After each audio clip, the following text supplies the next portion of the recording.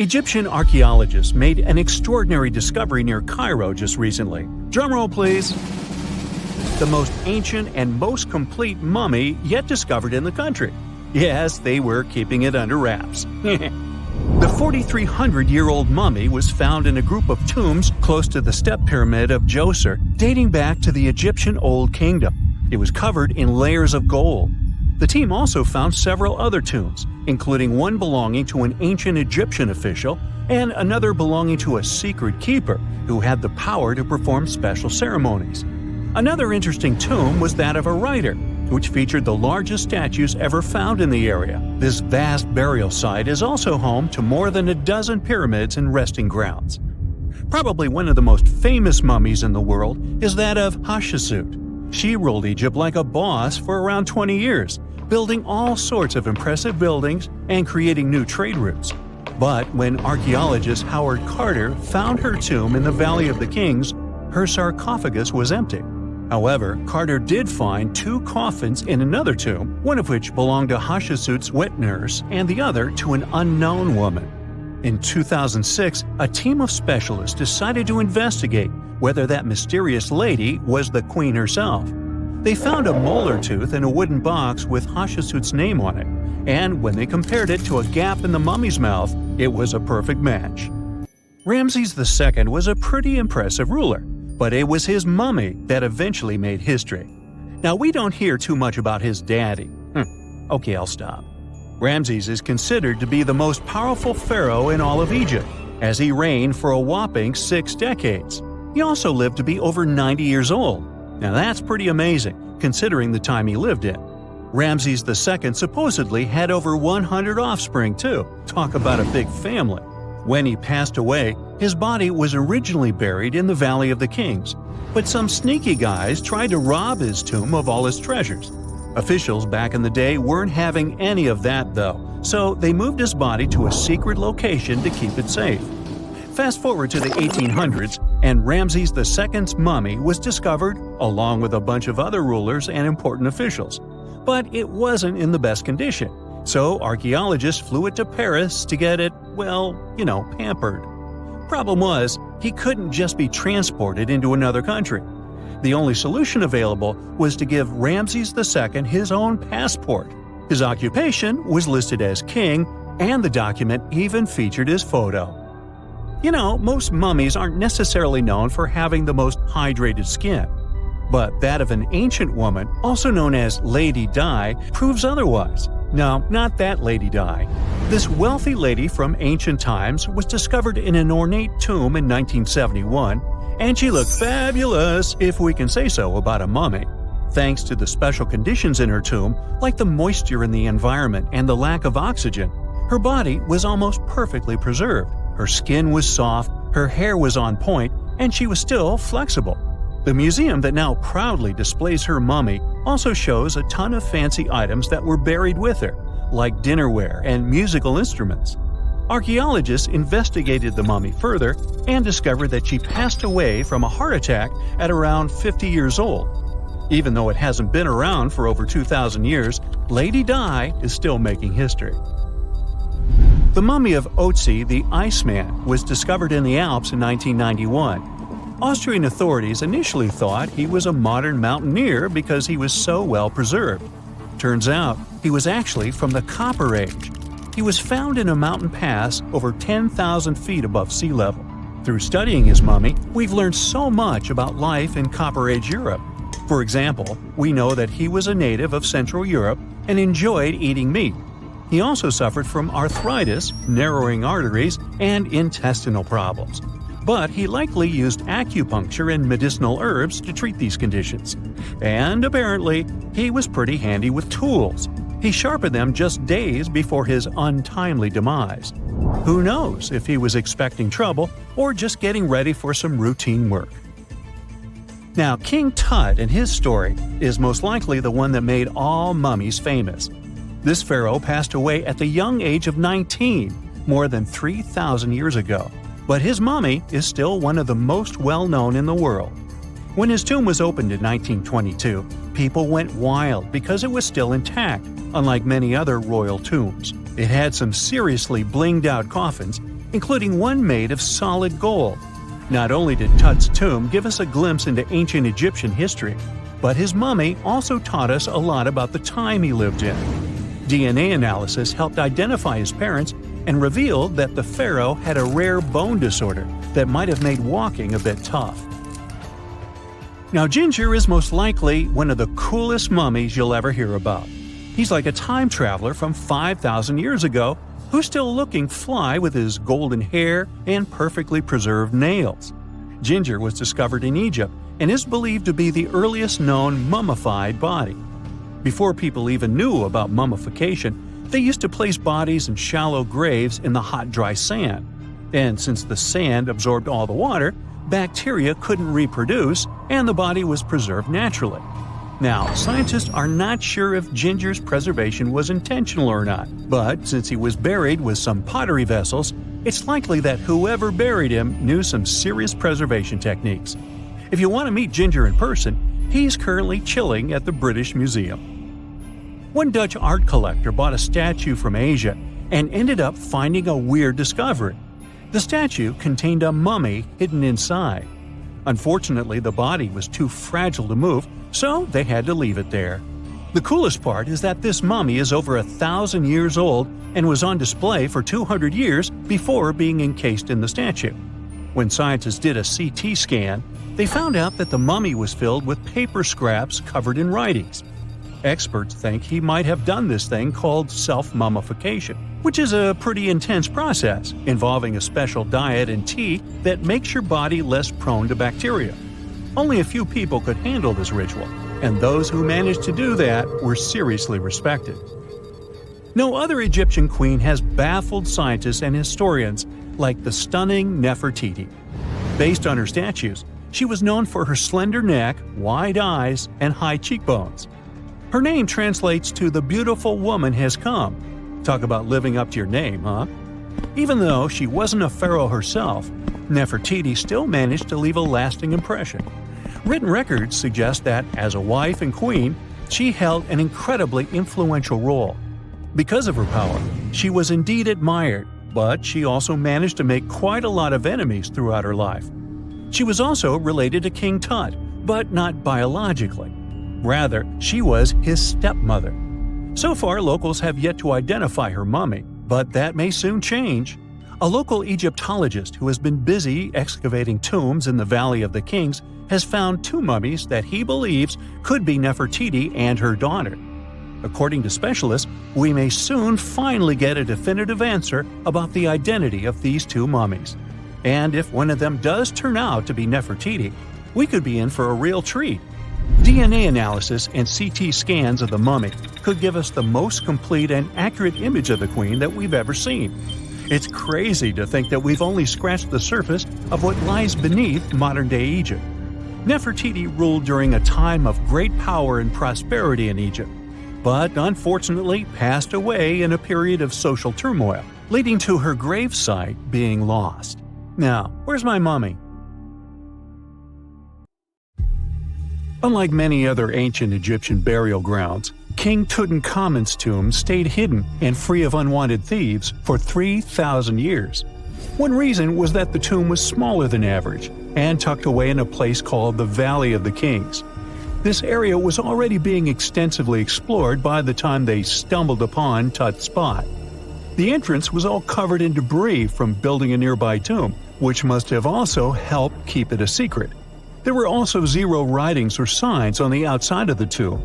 Time passing also played a part in keeping it in amazing shape until the 1920s, when a man named Howard Carter finally made it in.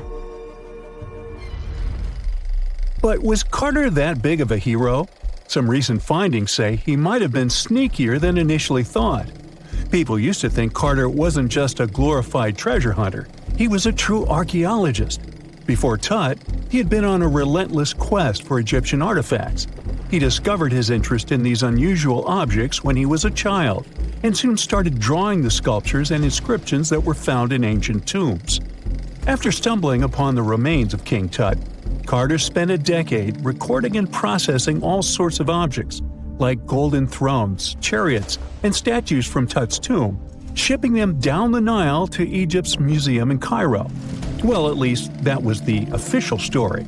More recent discoveries claim that not all of the objects made it to Egyptian officials. A secret letter seems to uncover Carter's little 10 for them, 1 for me policy. The letter in question was sent to Sir Alan Gardiner, a philologist and friend of Carter's, dated from 1922. In these writings, Carter mentioned having found the tomb and was asking his buddy for some advice. In another letter from 1934, Gardiner seems to be thanking Carter for an amulet, which was sent to him as a thank you gift. Carter was adamant that it didn't come from Tut's tomb, but evidently it did.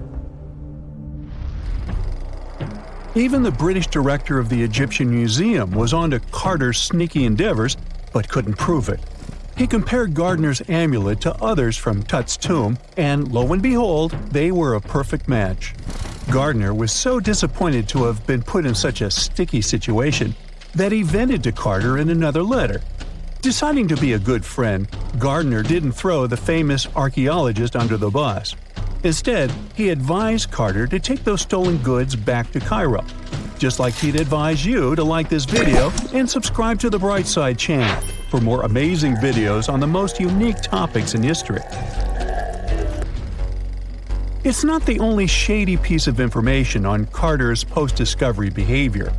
In 1947, a man named Alfred Lucas, who used to work with a controversial archaeologist, gave some information in an obscure journal in Cairo. He claimed that Carter sneakily cracked open the burial chamber door himself. Then he sealed it back up like nothing had happened before the official uncovering. Now, why would he do that? Well, the same theory suggests that Carter and his crew might have entered the tomb early so they could get their hands on some ancient goodies. Obviously, these people couldn't risk having such objects sold while they were still alive, but made sure they were auctioned off after they passed. Carter, though, never confessed to anything. He made no official denial either, but the Egyptian government couldn't risk any more mysterious disappearances, so they prohibited him from entering the tomb for a while. Some have connected this apparent stealing to the curse of King Tut. If you've never heard of it, know that it became quite the scary tale soon after King Tutankhamun's resting place was uncovered. It claimed that anyone messing with the tomb of the boy pharaoh would face some serious bad luck. It's not all dramatic like a mummy going on an aggressive spree, but word got out that the people involved in disturbing King Tut's lair met some mysterious, untimely ends. The main untimely passing related to this supposed curse is that of George Herbert, the 5th Earl of Carnarvon. He was this British aristocrat who helped fund the search for the tomb. He passed away just a year after the tomb was opened. Now, people love to call it mysterious, but it turns out that Herbert was already in pretty bad shape health-wise when he got to Cairo, and he ended up getting taken down by a regular disease. Now, let's talk numbers. There were a lot of people linked to this tomb opening – security guards, archaeologists, and supporting staff. And sure, a few of them did pass not long after the tomb started receiving visitors. As much as we'd like this curse to be true for the sake of, good storytelling, statistically, if you have a bunch of people connected to opening a tomb, you'd expect some passings just by random chance. The average lifespan for those supposedly targeted by the ancient curse was more than 20 years after the spell was supposed to kick in. Herbert's daughter even lived until the 1980s, that's half a century later. And Howard Carter himself lived until 1935, a solid 16 years after the big reveal. Some have suggested that the whole curse was nothing more than a careful PR strategy. You see, when Tut's tomb was found, Howard Carter wanted to make a priority out of keeping nosy reporters away. So he might have come up with a curse hanging over anyone entering the boy king's resting place. But what was stolen from King Tut's tomb anyway? Well, some jewelry to begin with. It might have been snatched by Howard Carter himself, according to a French specialist. He did some intensive research by looking at old pictures taken from inside the tomb back in the 1920s. He compared those images to various objects from museums and auction houses. He soon started to piece together the whereabouts of some of Tut's jewelry. First up, there's this collar that used to be on Tut's chest. It was all broken into pieces, and some parts went via Carter to the Nelson Atkins Museum in Missouri. Meanwhile, other bits ended up on a necklace owned by some unnamed people who tried to sell it in 2015 but failed. Even the Nelson Atkins Museum agrees, as they've confirmed the information on their website. Then there's a headdress piece. Some beads from it that once belonged to Tut apparently got stolen by Carter too. They were also strung into a necklace and are now being held at the St. Louis Art Museum. Another fancy collar made out of glazed ceramic magic spent some time at the Met, far away in New York. Thankfully, it was sent back to Egypt a bit over a decade ago. This seems to have been, as you'd expect by now, also stolen by Carter. Missing artifacts aside, King Tut still gave a ton of amazing objects that helped us learn more about this incredible ancient culture. Starting with the famous burial mask. It's this massive 21-inch gold art piece with semi-precious stones and glass paste. It weighs 22 pounds and showcases the boy pharaoh with a long beard and a headdress with a cobra and vulture. On the back, there's this spell from an important ancient Egyptian spiritual book that's supposed to make sure it works just as well in the afterlife. Tut was also apparently a board game enthusiast. They found 4 board games in his tomb, some made of ivory. Archaeologists also found a pair of gold sandals, though you'd imagine they were more for show than for comfort. In fact, the pharaoh probably never wore them in his lifetime. Now, speaking of fashion items, it turns out Tut was quite the fancy ruler. They even found a mannequin in his tomb that was used to pick out, adjust, and store his outfits and jewelry. The boy king seemed to have also enjoyed some music, based on the 2 trumpets historians found in his tomb. Though they were played back in 1935 in a BBC broadcast, the instruments are today considered too fragile to be maneuvered. A gruesome discovery took place in Egypt some years ago. You want to hear about it? 16 human hands, carefully buried in 4 eerie pits. They didn't look too much like human hands at first, since they were abnormally large, but they were. Weirdly, there were only right hands, no left hands were in sight. It turned out that it points to the practice of an ancient dark ritual. Old Egyptian art and tales talked of a ceremony where warriors would present the right hand of their adversaries as proof of victory and ask for gold in return. Egyptians believed in the afterlife, so cutting off someone's hand meant you cut off their power eternally. Guaranteeing this type of defeat was interesting to the winning party. Here, the fight was between Egyptians versus Hyksos, who lived in what was once known as Canaan. Egypt has always been the center of some history-changing findings, and some time ago, this papyrus was found. If we stretched it open, it would be just a tad bigger than the height of a skyscraper. The world's tiniest skyscraper, which is located in Wichita Falls, Texas. When humans didn't write on their notes app, they wrote on this thing, made from the medulla of a papyrus plant. Around 2,000 years ago, ancient Egyptians wrote something reminiscent of a book where they describe most of their funerary traditions and their visions of the afterlife. It's considered one of the most important texts from ancient Egypt and is still sold in bookstores to this day. This ancient manuscript was unearthed from a chamber located just south of the Pyramid of Djoser, located in Saqqara. Oh yes, Djoser is the oldest pyramid in Egypt and not the Giza pyramids like most people think. So recently, the site of Saqqara buzzed with excited archaeologists who probably found one of Egypt's oldest complete mummies. They believe that this beautiful and well-preserved mummy was that of a wealthy man. He was discovered in a deep shaft, covered in layers of gold leaves. There are many symbols that show he was an important and wealthy man, like the band he wore on his head, the bracelet on his chest, and the fact that he was embalmed with a tunic, which was reserved for Egypt's finest. The most exciting part of the entire discovery was finding the resting place sealed with mortar. just as the ancient Egyptians had left it 4,300 years ago. Now this may sound weird, but back in 2008, archaeologists discovered a missing pyramid. Now it went missing because it deteriorated over the span of 4,000 years. Today, you can only see its base. It was a pretty important site back in ancient times. It is said that around the area of the pyramid, the ancients hosted a special type of ceremony where high priests would carry mummified remains of sacred bulls. Now here's a fun fact. Ancient Egyptians believed that Apis bulls were earthly incarnations of the city deity of Memphis and was connected to rites of fertility. It wasn't just any Apis bull, though. They needed to be all black, with a single white mark between its horns and a bunch of very specific characteristics. They were selected by the local priests and honored until they passed away. After that, they were mummified and buried in underground galleries. Meanwhile, this missing pyramid sort of disappeared around the 1800s. It was a German archaeologist who first found it in the village of Saqqara. He called it the Headless Pyramid when he first found it. But then, years after the official discovery, the desert sand came along and covered the whole thing. There were some excavations between the 19th and 20th centuries, but they weren't too systematic. That's why scientists were so thrilled when they dug an entire pyramid's base after removing the 25-foot mound of sand that was covering it. Oh, and it turns out American archaeologists are excavating a cemetery in Egypt that could contain over 1 million mummified bodies. So far, archaeologists have dug around 1,700 mummies.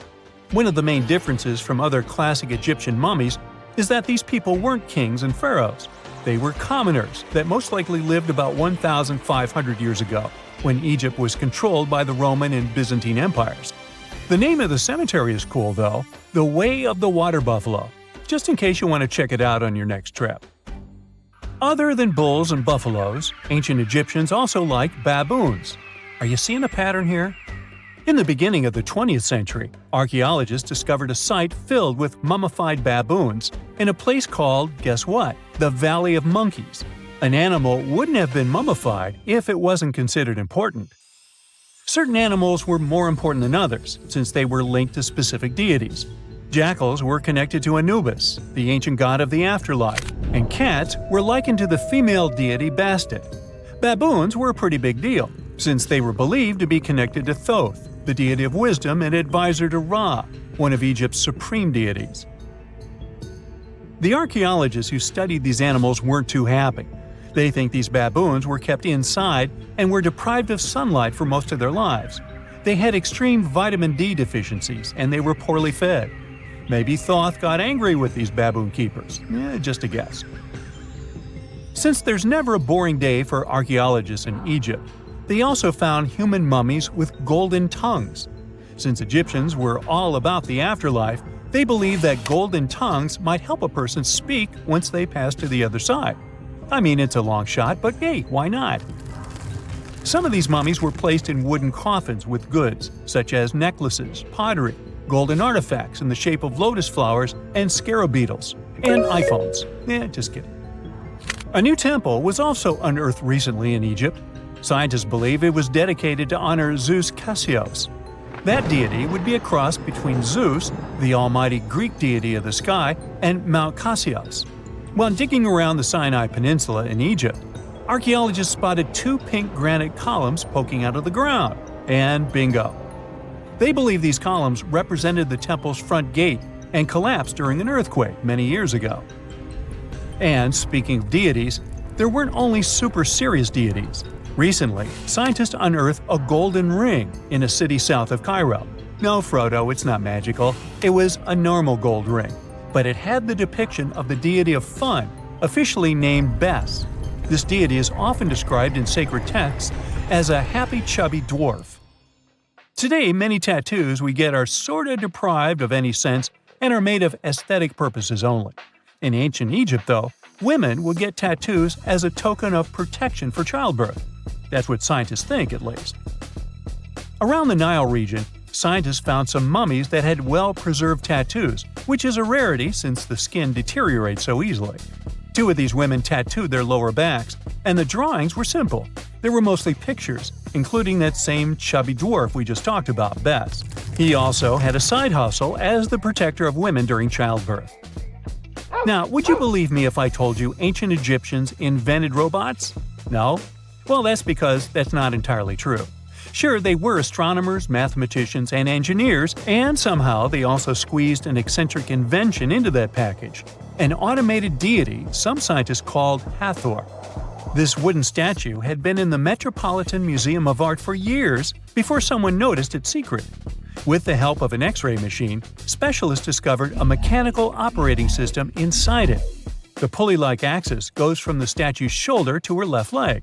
When the system rotates, the statue raises and lowers her hand. Hey, pick me! Pick me! I got my hand up here. During the early 1920s, the world was mesmerized by King Tut. A British archaeologist, Howard Carter, discovered the young pharaoh's tomb in Egypt's Valley of the Kings, 1922.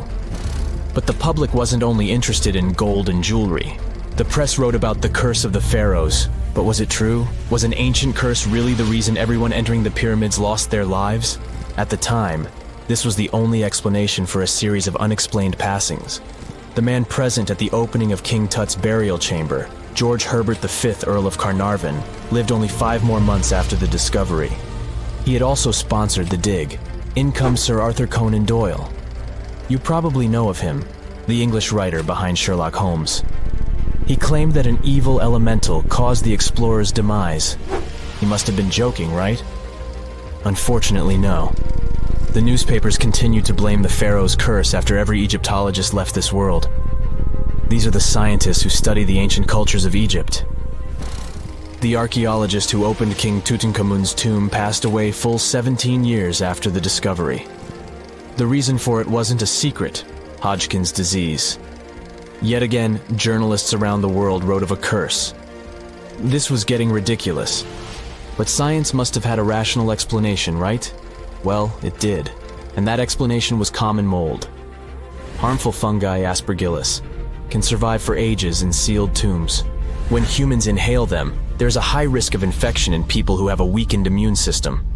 Today, doctors believe this is what happened to the unfortunate explorer more than a century ago. Scientists now know that this type of fungi grows especially well on grain. And King Tut's tomb was full of offerings in the form of baskets full of raw grain and bread. Researchers discovered other varieties of fungi on ancient Egyptian mummies. These molds can easily cause some nasty consequences for humans. The danger of rotting organic material is real. Just look inside your fridge. Any food leftovers you have there start to go off after just 3 to 4 days. You can imagine what happens to food in a sealed chamber after thousands of years. Food is just one kind of organic material. There is also wood. If you expose it to water or even moisture in the air, it starts to deteriorate. You don't have to travel to Egypt to see the effects of this process. Any abandoned building in your neighborhood can serve as an example. When a piece of wood gets wet and has no way of drying out, there is going to be damage. From fungi to wood-boring insects, the list is long. Rotten wood presents a huge structural issue. Beams and floor panels are all made of timber, so you better not go inside a failing building. You can easily lose your footing. But this is just the tip of the iceberg. The building materials since the time of the pharaohs have changed, but so have the dangers. One of the best examples is asbestos. Until the 1970s, most home insulation materials contained this substance.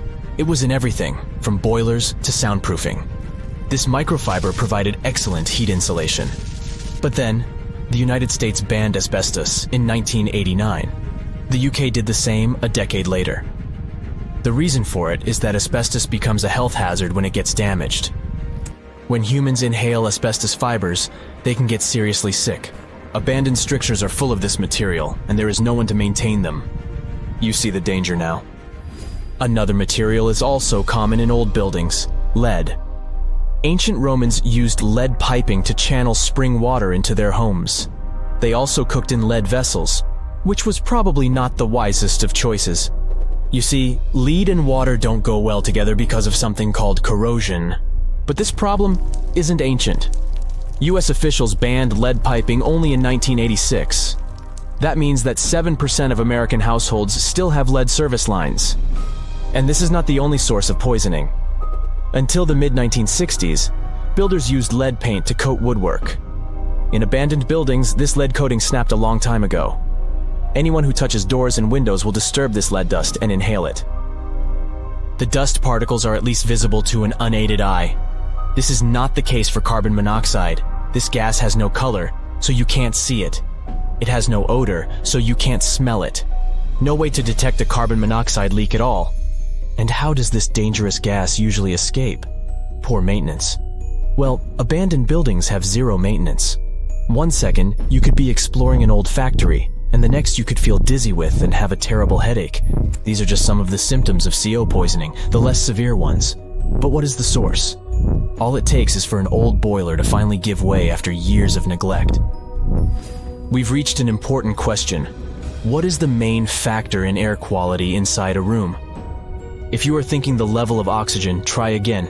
It turns out that oxygen levels drop by only 0.3% in 8 hours inside an airtight room. This is a room in which doors and windows are sealed with tape, so the decrease is even smaller in normal conditions. Oxygen isn't the main problem. The levels of carbon dioxide rise sharply inside a sealed room. This is the direct result of human breathing. We inhale oxygen and exhale CO2. Think of it as a waste gas. Normally it's only a tiny portion of the air we breathe, 0.04%. But in a sealed room, high levels of carbon dioxide will make you feel drowsy. And that's the last thing you need when inside a dilapidated building. Carbon dioxide will decrease your ability to think clearly. Researchers from Harvard did an interesting study in 2016. They had office workers come in 6 days in a row to complete a problem-solving test. During the week, they gradually raised the carbon dioxide levels in the mock-up office. The results of the same test kept getting worse over time. There are many factors at play, but CO2 levels definitely had an impact on the workers' problem-solving ability. The test took place inside a typical office environment, not inside a crumbling building where visitors must watch their every step. When I say visitors, I really mean trespassers, and trespassing is a criminal offense in the United States. This goes both for private and public property. If you defy the law, you can be fined up to $5,000 or even face lockup time. That should make you think twice before jumping over a fence with a no trespassing sign. But again, you might not be the only one inside. You can never know who else is in the building. Perhaps a person up to no good? It doesn't have to be a person at all. Animals can pose a threat as well. You would be startled if you saw a rat, for example. But the poor animal would be scared as well. It might bite you. The list of diseases rats carry is pretty long. But rodents' teeth can cause other forms of damage. They grow constantly, so the animal has to constantly nibble on something to stop them from overgrowing. If you ever felt peckish at 1 a.m., you know the feeling. Electric cables are high on the rodents' menu. Abandoned buildings have plenty of those. Old wiring is dangerous on its own. Structures erected before 1984 often used wires made out of aluminum. Today, copper is the standard because an aluminum wire is 55 times more likely to catch on fire than a copper one. Flipping a switch in a rundown building can cost you your life. Be on alert for telltale signs that something is wrong. Lights that flicker, sparks from sockets, and the smell of smoke. And yeah, don't count on an earth cable to protect you from electrocution. Ground cables became standard only in the 1960s. When you hear the word mummy, you might get a chill down your spine. That's because most of us associate this word with those creepy characters we've seen in some scary movies. But in reality, mummies have helped us understand a lot about ancient civilizations, their rulers, and about how people used to deal with losing their loved ones. The people most famous worldwide for their mummies are the ancient Egyptians. They believed that some sort of existence after passing away was possible, if certain conditions were met. That's why they insisted on preserving the human body through the process of mummification and placing the mummy in a furnished tomb, kind of like giving it a fully functioning apartment of its own. Why did they believe in this? Well, because they were deeply connected to their natural environment for the most part. They saw the natural cycles around them, like how the sun rose every day, followed by the moon, or how new life was always sprouting from plants, even after they had wilted away. They also believed that the powerful spirit Osiris, who represented the cycle of passing away and resurrection, played a role in this process. To prepare for the afterlife, the ancient Egyptians followed certain rituals, like mummification, which involved using materials like honey, resins, and incense to preserve the body. There's no other mummy more popular than that of King Tut. He was a young pharaoh who ruled over 3,000 years ago in Egypt. The problem with discovering ancient royal tombs is that most of such burial sites were previously robbed. People knew ancient rulers had been left with many valuable belongings, so those locations became vulnerable to thieves. When King Tut's tomb was opened in 1922, people were excited because it had not been robbed, like many other previously discovered royal tombs. That's how well hidden it was. Inside, his mummy was encapsulated in a total of 3 coffins, including one made of gold. The objects found in his tomb showed us what ancient Egypt was like, and studying his mummy also helped us learn about the culture and practices popular at the time when he passed away. We also learned about his family by looking at his DNA. Scientists were able to discover that he had had a disease called malaria and a problem with his foot that might have made it hard for him to walk. Ramses II was another pharaoh in Egypt who ruled for 68 years, which was quite a lot back in the day. He was known for his expansion campaigns and building projects. Many objects from his time as a ruler still exist today, including a large statue of him. Ramses II was about 6 feet tall and lived to be about 90 years old. After looking at his mummy, scientists concluded that he may have had a medical condition that affected his spine. Now, remember those thieves I mentioned before? They are probably the reason why Ramses II ended up in a plain coffin in a secret collection of royal mummies at Deir al-Bahari, which was rediscovered in 1881.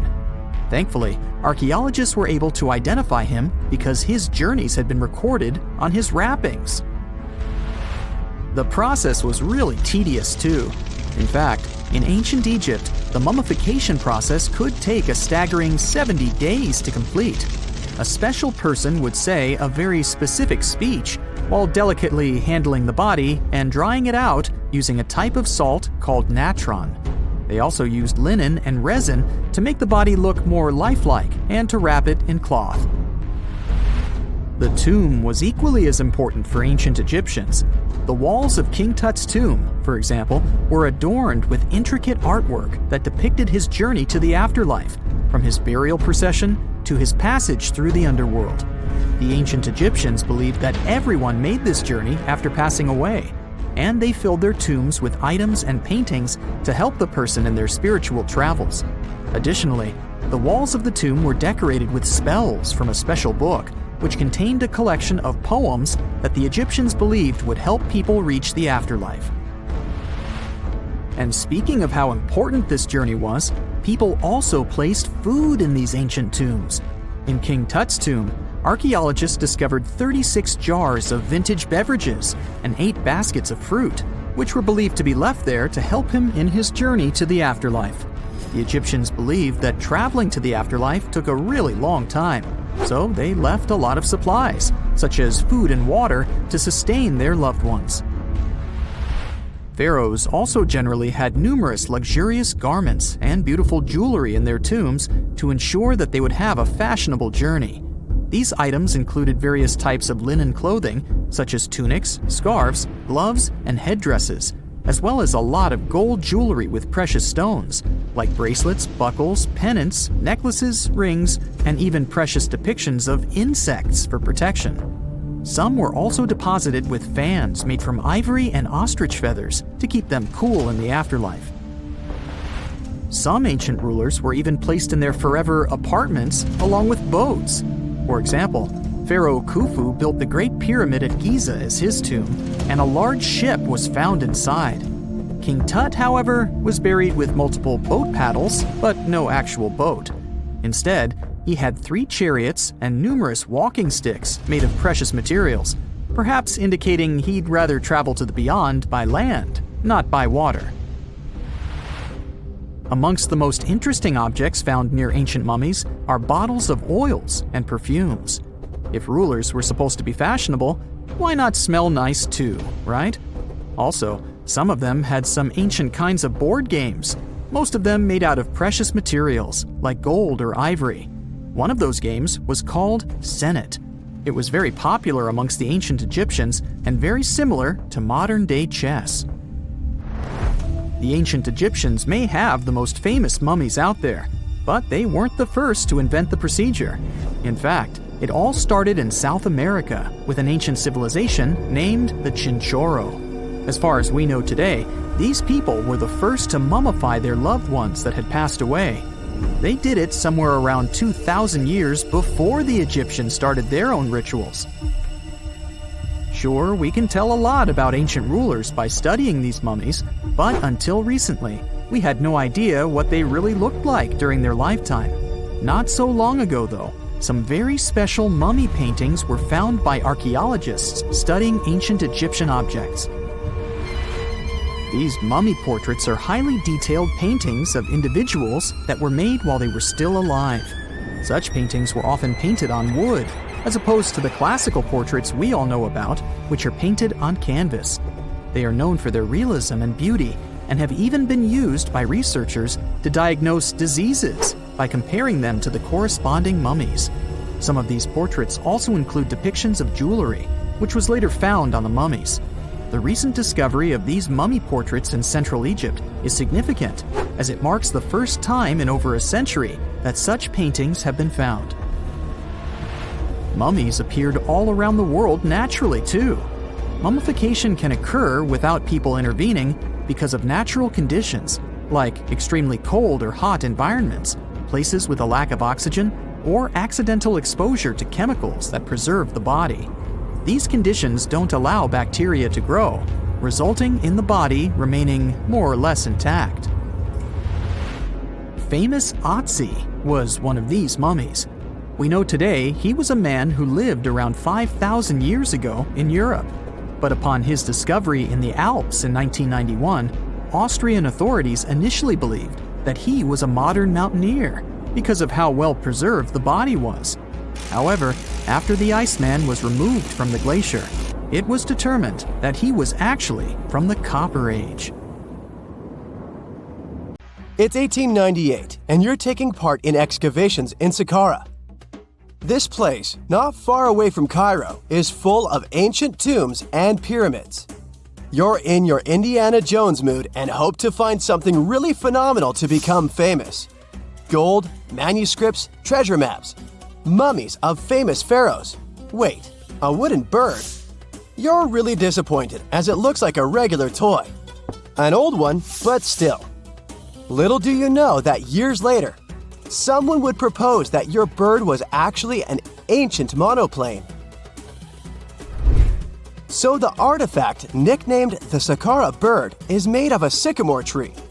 The birdie has a wingspan of just 7 inches and weighs around 40 grams. A perfect original souvenir from Egypt, I would say. It's over 2,000 years old and looks pretty plain, without any carvings of feathers or other intricate ornaments.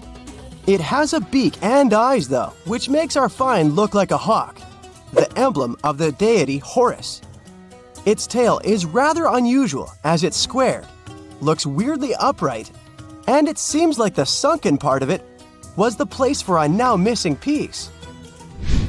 Humans love solving a good mystery, so there have been several attempts to explain the use of the birdie. First, quite simply, is that it was a ceremonial object. The second idea is that it was a toy for a child from some well-off family. It could have been some sort of boomerang, which was a popular concept in ancient Egypt. Then there was a theory that the bird had been used as a weather vane. But this one has been debunked as the figure doesn't have any holes or markings, except for the one made at the museum in Cairo to fix the exhibit on a stick. So there was no way to hang it in the past. Almost a century after the bird was found, Egyptologist Dr. Khalil Masiha proposed a new theory that it could have been a model of a monoplane. He believed the bird was missing a horizontal tailplane. Otherwise, it had its wings set at a right angle, similar to that of modern planes. It could have worked to generate the aerodynamic lift necessary for flights. Dr. Masiha also claimed that it was common at that time to place miniature models of technological inventions in tombs. So, did the ancient Egyptians really invent the plane in 200 BCE? That would make the Wright brothers, who are considered the inventors of aviation, really upset. They made one of their first flights only in 1903. There's just one way to know for sure, and that is to test the model. But you know, the ancient museum in Cairo would unlikely let one of their cherished exhibits fly around like a toy. That's why glider designer Martin Gregory built a similar model, this time of balsa wood, and concluded that even with the missing tailplane, the plane wasn't much of a flyer. Case solved? Not really. This didn't sound convincing enough to the History Channel, so they invited an aerodynamics expert to build another replica of the bird. He tested it in weather conditions similar to those in Egypt and was impressed with the little plane's abilities. So, if they did invent the prototype of a plane back in the times of pharaohs, it would be a good example of an oupart. That's an out-of-place artifact, an object that's way ahead of its time in terms of technology or history. This summer, you finally decide to go on that once-in-a-lifetime round-the-world trip. The first stop of this exciting adventure is in Europe. You start your journey in Italy, the country of pasta and pizza and delicious gelato. Ah, there it is, the world-renowned Leaning Tower of Pisa. You buy your ticket and get inside the crooked monument. You're about to climb 251 slippery stairs, so watch your step and don't forget to breathe. The white marble stones are astounding, and from time to time, you peep outside to enjoy the view of the city. Congratulations, you've made it! You've reached the top of the bell tower and can take all the selfies you want. The Leaning Tower of Pisa is one of Italy's most iconic landmarks. During your hike up the stairs, a guide tells you it's actually a medieval monument. It was built between the 12th and 14th centuries, taking over 200 years to finish. And in case you're wondering if it's always been tilted, I can say without a doubt, yes it has. Once they finished the third floor, the bell tower started sinking. The thing is, the very name Pisa comes from the Greek word that means marshy land. The ground there is extremely soft, made of clay, mud, and sand. And architects have been trying to save the day ever since they built the tower. At the top of the 185-foot-tall monument, you take your time admiring the city. How many terracotta rooftops can you count? If you walk toward the south side of the monument, you may feel closer to the ground. This is because the Leaning Tower of Pisa tilts toward the south. At one point, it leaned almost 5.5 degrees and still didn't fall. Today, when you visit the monument, the guide might tell you the tower is leaning less. A few years ago, the world's best architects and engineers did some construction works next to the monument to keep it from falling over. They dug several tunnels and took out over 38 cubic meters of soil from under the north side of the tower. So now the tower is tilting at an angle of only 4 degrees. So, if you want to take one of those classic photos where you're holding up the tower, you better hurry. Who knows how long the tower will still be leaning? Now it's time for you to make your way to Rome. This city is basically an open-air museum, and you have to check it out for yourself. It's scalding hot, but you're lucky.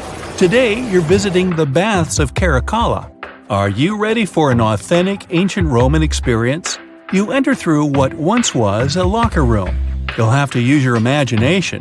Today, you'll only see 130-foot-tall brick walls here. Romans of every class would spend an hour or two in the baths every day. They would come after a long day at work or before dinner. Imperial bath complexes, such as this one, were usually free, but you had to pay an admission fee. Leaving the locker room, visitors would stop in a heated room where they would receive oil and scrub massage.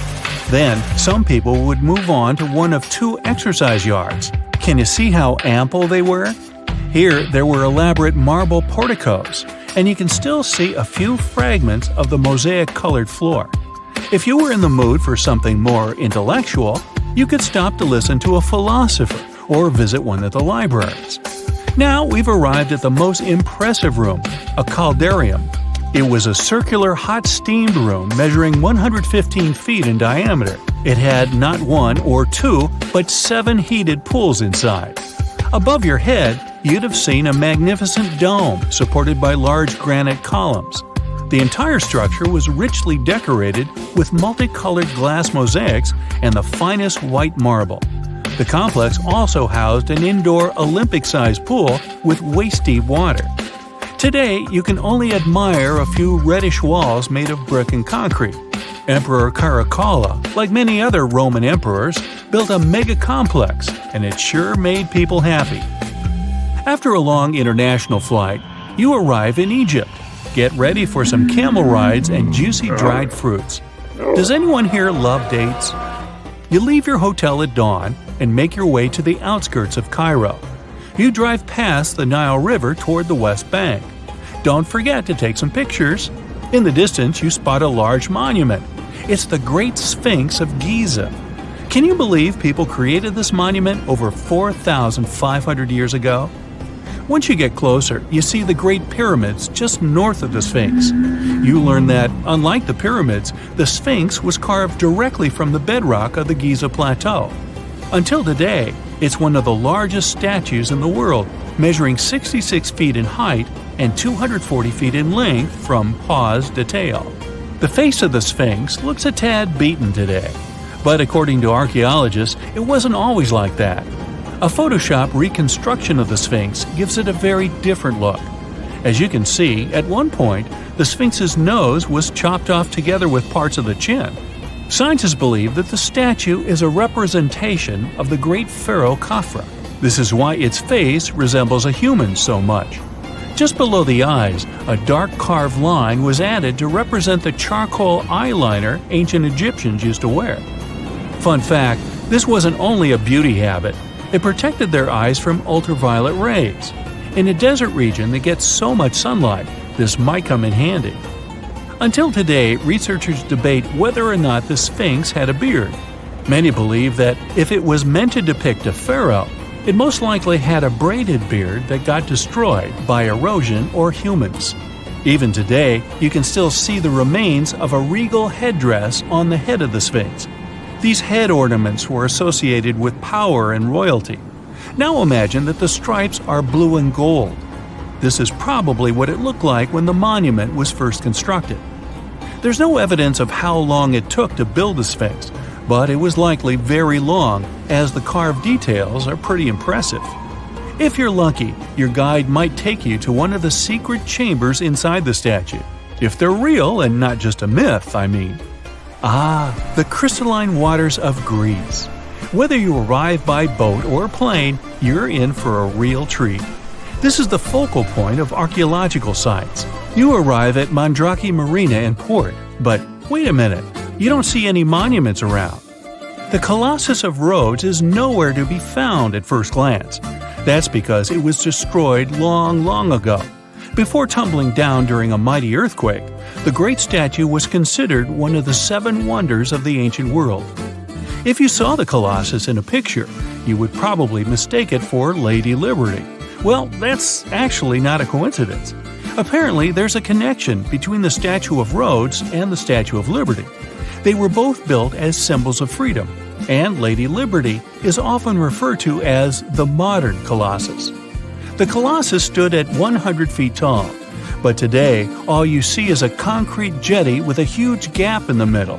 Now imagine a bronze statue straddling both ends of the bridge. The Colossus was built back in the 3rd century BCE, and 900 camels took part in the construction. The statue existed for approximately 54 years before it was ruined by a powerful earthquake.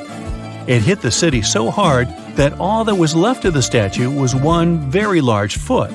Even so, people kept visiting the monument. Are you ready to head home? Thanks for joining me on this journey, and don't forget to tell me what your favorite site was. See you next time! If you come across a well in Portugal, resist the temptation to gaze into its depths. The inverted tower in the enigmatic city of Sintra sends chills through those who encounter it as it spirals down a daunting 88 feet into the underground. It certainly wasn't designed to collect water, yet its true purpose remains a closely guarded secret. Dating back to around 1904, this well could have been involved in a mysterious initiation tradition from the Knights Templar. The Templars had faded into history almost 6 centuries before the construction of this pit, but their enigmatic traditions were revived by later generations. So one theory says that candidates seeking to join the group back then had to confront their deepest fears by facing this well, descending its spiral staircase blindfolded. When they reached the bottom of the inverted tower, they removed their blindfolds and were faced with this frightening sight. The only way out of this dark labyrinth was to keep looking up and following the light. Now imagine yourself browsing the shelves of a used bookstore until you find a book with an alphabet you've never seen before. You decide to use an image translation app but find no matches. Intrigued, you buy the book. Then you show it to your friends and family, but nobody recognizes that alphabet. Rare book dealer Winfried Vonnig probably experienced the same frustration back in 1912 when he acquired what would later become the most enigmatic book in the world. The work is known today as the Voynich manuscript, and it's written entirely in an unknown language that no one has deciphered yet. The pages of this 15th century codex are filled with botanical drawings, but these aren't typical daisies or roses. In fact, they don't resemble any plant species that we know of. What makes things even stranger is the illustrations of unfamiliar constellations and women swimming in green baths. Delving deeper into the realm of mysterious texts, we set off on a journey to the Qumran Caves near the Salt Sea in the Middle East. In 1952, a team of archaeologists stumbled upon 2 scrolls made of highly oxidized copper at the site. Unrolling them was a major challenge, so they decided to cut the scrolls into 23 parts to investigate them. Imagine their surprise to see Hebrew words like gold and silver popping up. But no, it wasn't an ancient invoice. It was more like a treasure map, pointing the way to over $1 million. Unfortunately, the treasure was never found. Not for lack of trying, though. You see, the quest isn't as easy as it may appear. Some of the copper scroll's vocabulary is technical, and some geographical locations remain a mystery. There's also one last possibility. Perhaps it's all a work of fiction, like a pirate tale from the old days. People talk about Mona Lisa's almost haunting stare that seems to follow you no matter where you stand. But here's a quick question. Does she have eyebrows? You got it right if you said no, and her complete lack of eyebrows adds another layer of mystique to her gaze. The most common explanation is that beauty standards were different, and perhaps plucking the hairs above the eyes was a thing around 1503. But take a look at other Italian paintings from that time, like La Schiavona or Portrait of a Young Girl. Yep, eyebrows. So, not everyone was entirely pleased with this theory, like French inventor Pascal Cotte. He spent 3,000 hours analyzing scans of the painting to dig through all the layers of Leonardo da Vinci's masterpiece. Now he claims that the Mona Lisa once had eyebrows, but they disappeared over time due to cleanings and restorations. Some historians, however, still question his findings, which means that Mona Lisa's style, or lack of it, remains an unsolved mystery. So, you decide to travel to Rio de Janeiro, and everyone tells you that Sugarloaf Mountain is a must-see. When you spot the mountain from a distance, you realize that the stone has a cavity. But around noon, the whole view changes. The shadow in that cavity takes the shape of a bird, an ibis to be precise. A local legend links this bird shape to the ancient Egyptian deity Thoth, as if the ancient Egyptians once visited Rio de Janeiro and were somehow inspired by the natural phenomenon. But it's probably just a big coincidence. I mean, literally. The real mystery, however, lies in the waters around Sugarloaf Mountain. In the 80s, archaeologist Robert Marks got a tip from locals about a treasure hidden beneath Guanabara Bay. He dove in and found quite a few Roman amphorae, those ancient vases with two handles. His discovery could potentially provide evidence of a Roman shipwreck that might have reached Brazil 17 centuries before the Portuguese even set foot there. However, he couldn't proceed with his research, and to this day, the idea of the Roman presence on Brazil's coast remains uncertain. The true location of Cleopatra's tomb isn't the only ancient Egyptian mystery. Many secrets are carved into the walls of ancient structures, like in the Temple of Seti I. Take a close look at this hieroglyph, and you'll notice that it resembles a modern-day helicopter. Look to the right, and you'll see an engraving that looks like a submarine. Odd, right? The most reasonable explanation for this has to do with the legacies of different rulers. When a new pharaoh came to power, they had their own hieroglyphs added over the original ones. But this is still a topic of debate, as some Egyptologists believe that these mysterious hieroglyphs may represent some kind of ancient technology. The same applies to the Dendera light. The image found in the underground passageway of the Hathor Temple is a subject of significant controversy in Egyptian history.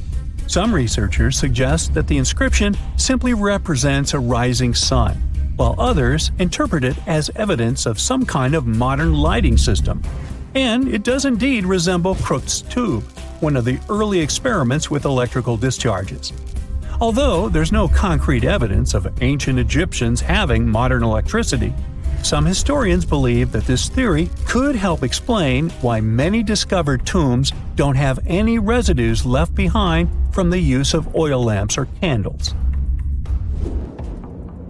A lot has been said about the mysterious pyramids of Egypt, but many people tend to forget that other inexplicable structures had already existed even before them.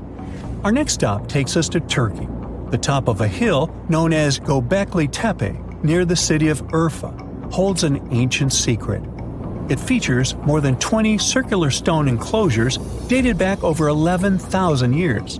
Many of these have heavily carved stone T-shaped pillars adorned with eerie human figures with folded hands. The most accepted theory is that it's the world's first temple, likely used for rituals or social events. But the greatest mystery lies in how it was built, as this site existed before the domestication of animals or the use of metal tools. So the construction must have been very difficult, challenging our understanding of the historical timeline. Now, I hope you're not afraid of heights, because we're about to take a flight over the Nazca Lines. You've probably already heard about these massive, mysterious drawings etched into an arid region of Peru. They come in many different shapes, like a spider, a monkey, and even a Google-eyed ET that is probably just a fissure. Anyway, this story got some fresh chapters in 2022 when an additional 168 new drawings were discovered.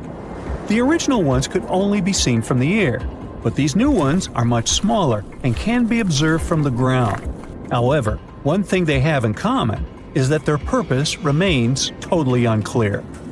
Some might call them the largest-scale calendar in the world. Others suggest that they served as a tool for agricultural purposes. Of course, many theories have emerged in an attempt to give the Nazca Lines a meaning, but the truth is that they remain some of the most important unsolved mysteries in history. April 14, 1912. A cold evening somewhere in the North Atlantic. On board the most modern and unsinkable ship, the Titanic, a dinner is held. Two well-dressed men are sitting at one of the tables. One of them is a famous British journalist. He tells his interlocutor an interesting and at the same time terrible story. It all started about 1000 BCE in ancient Egypt. At that time, one woman was born in the city of Thebes. No one knew who she was or what she did, but she had a high social standing. Towards the end of her life, she was proclaimed a priestess in the College of Amen-Ra. Her body was embalmed, placed in a wooden casket, and covered with a massive lid bearing the image of a woman and mysterious inscriptions.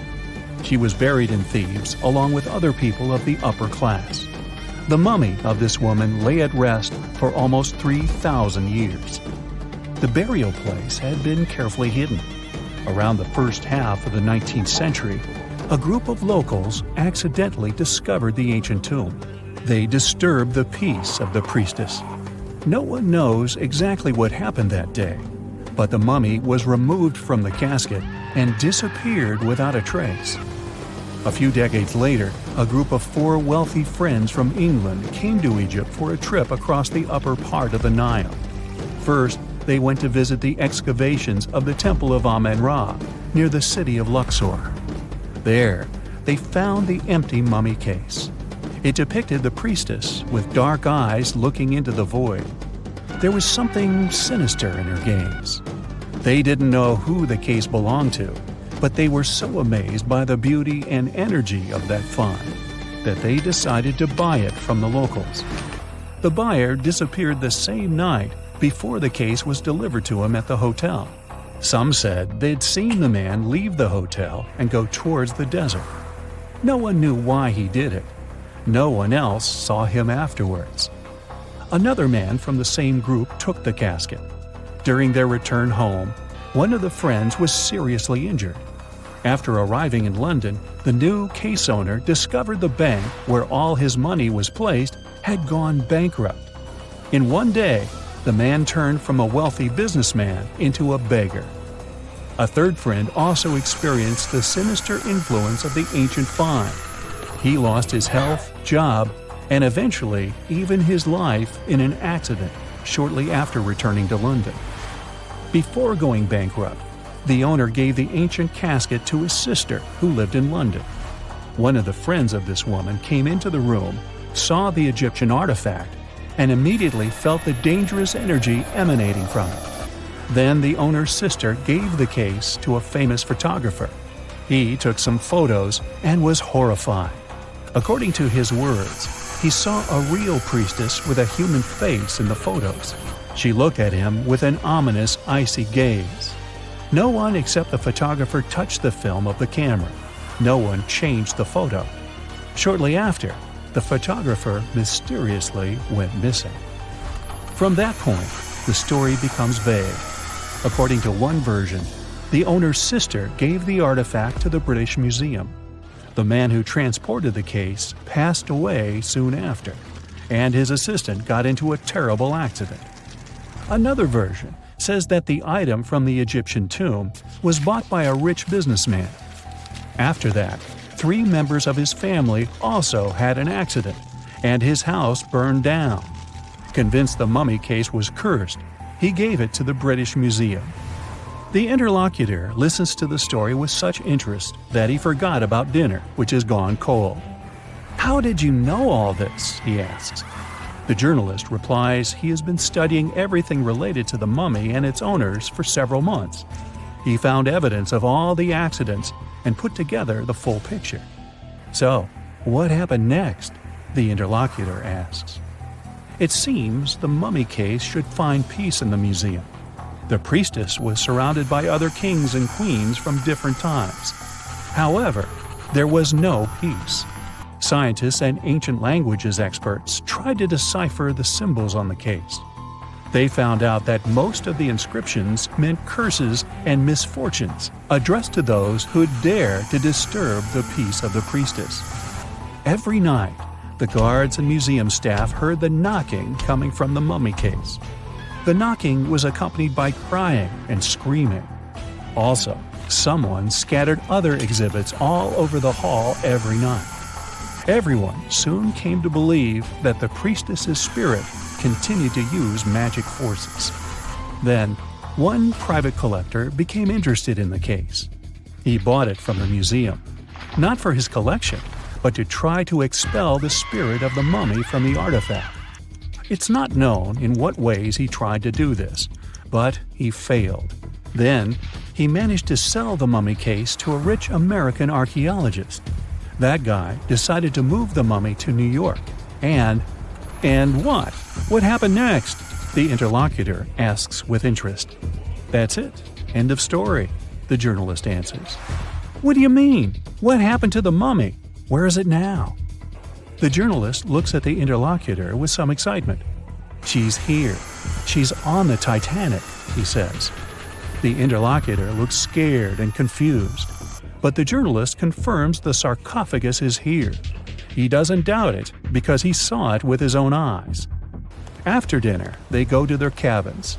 The journalist lies down but can't help thinking about the mummy. He tries to convince himself that everything he has found out about the priestess is a myth. There is no curse. The moment he finally falls asleep, he feels a slight push. A few minutes later, a crew member knocks on his cabin door. He informs that all passengers must go to the upper deck because something has happened to the ship. The journalist goes out into the fresh air and sees a huge crowd of people. There's no panic yet. Someone says that something has happened to the engine. Others say it's just a precaution. The journalist immediately understands everything. The ship is sinking. The priestess did it. In less than an hour, the Titanic completely went underwater. One legend says the priestess influenced the captain of the ship. The crew members didn't dare to put such a valuable cargo in the hold. Therefore, they placed the box with the artifact near the captain's bridge. On that fateful night, the captain decided to look at the casket with his own eyes. After that, his behavior became weird. They said the spirit clouded his mind. When the ship entered the territory filled with icebergs, he refused to slow down, despite the requests of the crew. The sarcophagus may still lie at the bottom of the Atlantic Ocean even now, with the priestess finally having found her peace. Okay, this story is nothing more than a legend. There's no record or evidence that the Titanic was carrying any kind of mummy or sarcophagus. The legend appeared a couple of years after the disaster. At that time, there were many theories about what happened to the Titanic. The ship sank because of secret agencies. ETs attacked the Titanic. The Titanic was sunk specifically to get money for the insurance company. Such crazy theories were very popular among audiences. One of these theories was developed by a well-known newspaper. Journalists published an article about the cursed mummy on board the Titanic. The rest picked up the legend and it became popular. One of the reasons why people believe in such things is hidden in human psychology. Any fake legend tells something secret, things that people don't or shouldn't know about. When a person reads this, they feel special because now they know a terrible secret. This sense of self-importance is the reason for the popularity of conspiracy theories. Well, it is also important to note that all these theories are really interesting. By the way, the mummy from this story actually exists, and it's in the British Museum. More precisely, there's only a wooden lid from the sarcophagus with the image of a woman. It's still unknown who it belonged to. The identity of the last owner is also unknown. It's only known the exhibit was transferred to the museum at the end of the 19th century. There, she was called the Unlucky Mummy. The museum staff reports that it doesn't bring any misfortunes. The screams and knocking from the lid are just a myth. You can come and see the exhibit yourself with your own eyes, if you dare, of course. And we love the thrill and fun we get from the games like Monopoly and Taboo. But what did people play hundreds of years ago? Surprisingly, some of these games are still played today, and you can buy their replicas. Let me know which is your favorite at the end of the video. Let's start with one of the oldest board games in the world, the Royal Game of Ur. Also called the Game of 20 Squares, was invented around 4,600 years ago in ancient Mesopotamia. The game was rediscovered when the excavations started in the 1920s in the Royal Cemetery of Ur in modern-day Iraq. The game wasn't only played by royals. People from all social classes enjoyed this two-player strategy race game. It was popular all over the Middle East, but its fame reached other places like Sri Lanka. Okay, Brightside, tell me how this game is played. It's similar to backgammon. People competed to get all their pieces from one part of the board to the other. To win this board game, you need to have a strategy, but also you needed luck. Besides entertainment, this game had a special importance regarding fortune telling.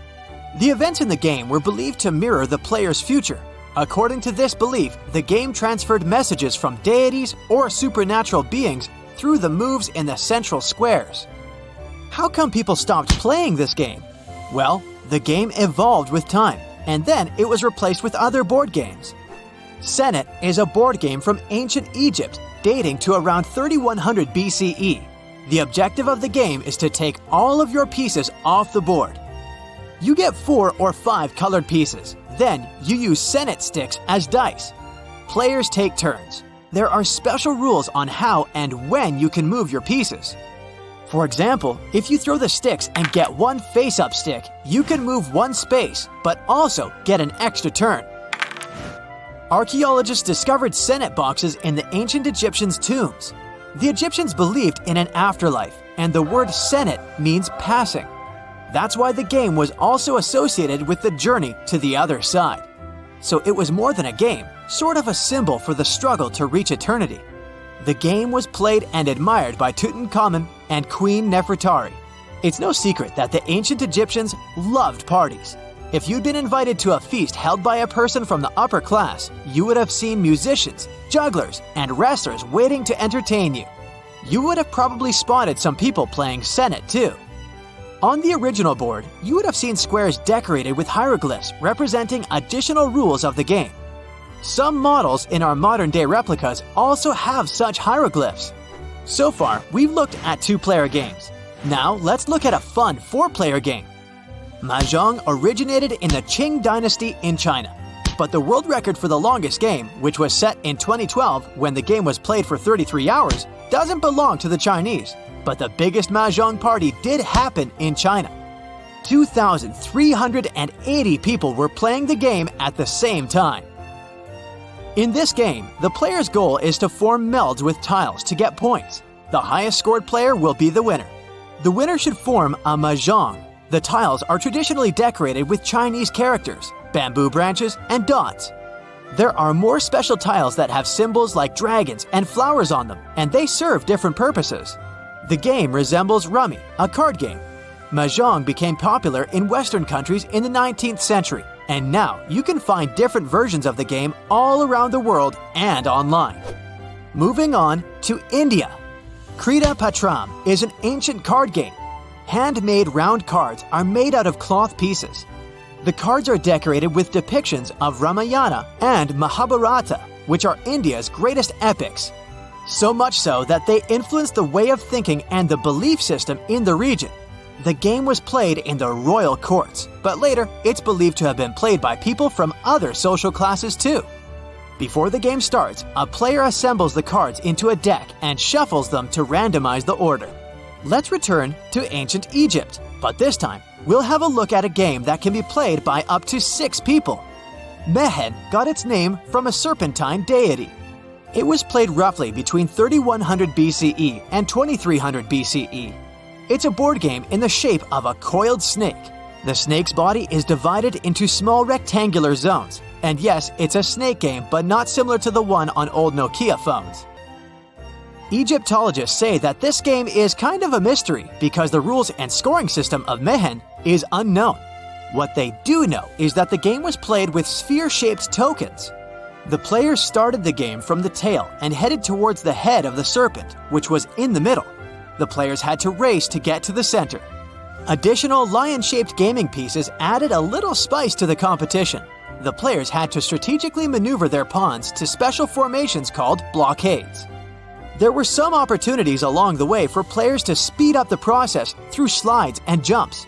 This game had something in common with Senet, the other Egyptian game we've spoken about. Here too, the players had sticks to throw on the table, but instead of 2 colors, they had flat and round sides. Ludus Latroncalorum, aka Latrones, is a 2-player board game from the Roman Empire. The aim of the game is to test the military prowess of the players. It's played on grids. The precise rules of the game remain a mystery, though many scholars have worked on several reconstructions of Latrones. Among multiple interpretations of the rules, one explanation is widely accepted. It suggests that players moved pieces in all directions, aiming to surround and isolate the opponent's pieces with their own. Captured tokens were then moved away from the board. This game resembles chess or droughts in terms of the rules, but this one is more about military tactics. Luckily, the famous Roman poet Ovid mentioned this game in his poems, and we learned some of the rules thanks to his poems.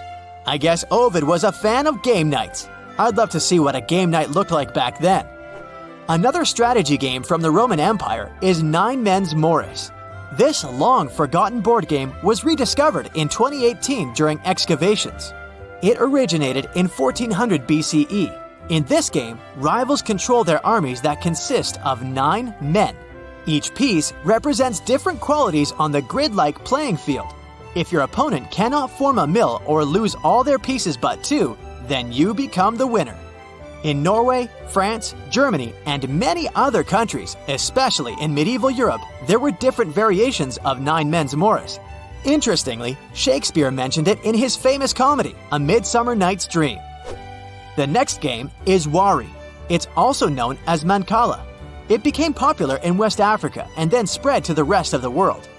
Here, 2 players want to beat each other by planning their moves. This game requires mental skills and lots of practice. In other words, wearing your lucky t-shirt won't help you win the game. Each player has 6 holes filled with seeds and a bank to collect the seeds. As a player, you want to get the seeds of your opponent. There are detailed rules for how you can collect the seeds, of course. You can play this game at home. Instead of seeds, you can use any small objects, like pebbles, marbles, or even M&Ms. Do you think these games will still be around 1,000 years from now? Chess, for instance, has made it this far, and it doesn't seem to be going anywhere. Strange and amazing items are discovered often, but figuring out what our ancestors were up to is pretty tough. Especially when all you have are just some rusty cups and cave drawings. It's no surprise that even the experts in lab coats sometimes make mistakes. But it's not just about dusty plates and huge stones. Sometimes there's even humans with large heads. So grab your digging tools and let's travel back to ancient times to explore incredible societies that even scientists can't fully explain. Sardinia may look idyllic now, but I'm not gonna lie, I wouldn't fancy visiting it 3,000 years ago. Rumor has it, terrible giants roamed around this island back then. People even talk about finding human skeletons over 13 feet tall there, although nobody's ever shown anything to prove it. But the stories will make you wonder because some weird stuff has definitely happened. In 1974, over 5,000 pieces of broken stone artifacts were found in a part of the island called Monte Prama, but instead of being displayed in a museum, they were locked up in an underground vault for about 30 years. Sounds a bit suspicious, doesn't it? When they were finally displaced in 2005, scientists put the pieces together to find statues of 38 giant men standing 8 feet tall. Not quite as tall as the legendary skeletons, but still pretty huge. It's thought these statues were made by the Nuragic people, who lived on the island a long time ago. Besides giant statues, they also built over 8,000 massive stone buildings. Perhaps Nuragic weren't giants themselves, but they definitely liked their things big. I do too. I like a big number of likes on our videos. That would be pretty great. Thank you if you liked this and subscribed. Now back to the video. You and I are pretty smart, but we might not be the smartest humans ever. Actually, we might not even be the smartest species. Since 1913, some skull fossils found in South Africa have hinted at a possibly smarter contender called Boskop Man. This human-like species might have lived as recently as 10,000 years ago. Their skull suggests they had really big heads, which means their brains could have been 30% bigger than ours. Wow! Their average IQ could have been around 149, making them among the smartest 0.05% of people today. But if a Boskop Brainiac was so much smarter, why are they not around and we are? Well, bigger isn't always better, you know. Our brains are a lot bigger than our ape relatives, mainly in the prefrontal cortex. This part helps with high-level tasks like making decisions, remembering things short-term, and being aware of ourselves. The parts of the brain that handle our senses and movements haven't really grown much. So, maybe the boss cop spent too much time dwelling on the past rather than doing practical things like hunting. But this is all just guessing. We really don't know what happened to these clever cousins of ours. Some people even argue that boss cops weren't any different from us, with the only evidence being parts of skulls. The jungle is huge. Did you know the Amazon rainforest is home to about 30% of all the world's plant and animal species? That's impressive. However, the history of one native species, humans, has long puzzled scientists. The mysterious Kasarabe people lived here for hundreds of years and then vanished around 1400 AD. People thought the Amazon only had a few scattered tribes, but recently we discovered big, unusual shapes in the ground called geoglyphs. These might look like simple shallow ditches, but they're actually the remains of a vast civilization that spread over 5,000 square miles and includes about 450 markings, some as wide as 1,300 feet. That's insane! They likely contained ceremonial buildings and could have hosted up to 1 million people as recently as 550 years ago. Thanks to new technology like LiDAR, which uses a safe laser to map the forest without harming it, we can explore deeper.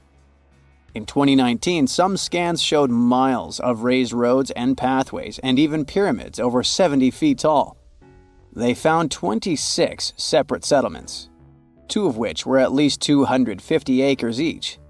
Damn, that's like 330 soccer fields. It's not certain what happened to the Kasarabe people. Maybe European conquistadors drove them out. Maybe the most baffling ancient civilization is one we've never actually found a trace of. Yep, I'm talking about Atlantis, the grand city that supposedly sank into the ocean. The first mentions of Atlantis come from the ancient Greek philosopher Plato, who talked about a great city near the Strait of Gibraltar. But for ages, everyone just thought Plato made up Atlantis as a perfect version of his own Athens.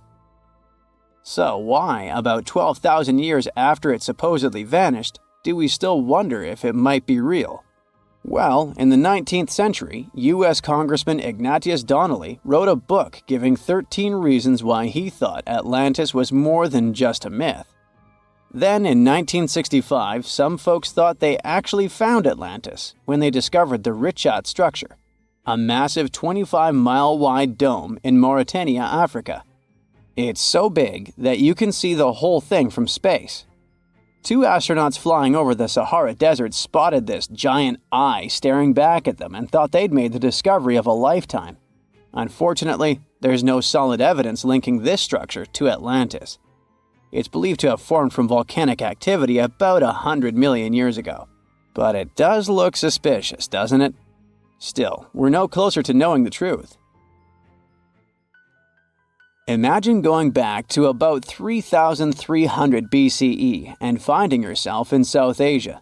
Welcome to the Harappan civilization. These people were way ahead of their time. They had cities like Harappa and Mohenjo-Daro, complete with baked brick houses, sophisticated drainage systems, and even public baths. This place might have had over 5 million people, making it one of the densest regions at the time.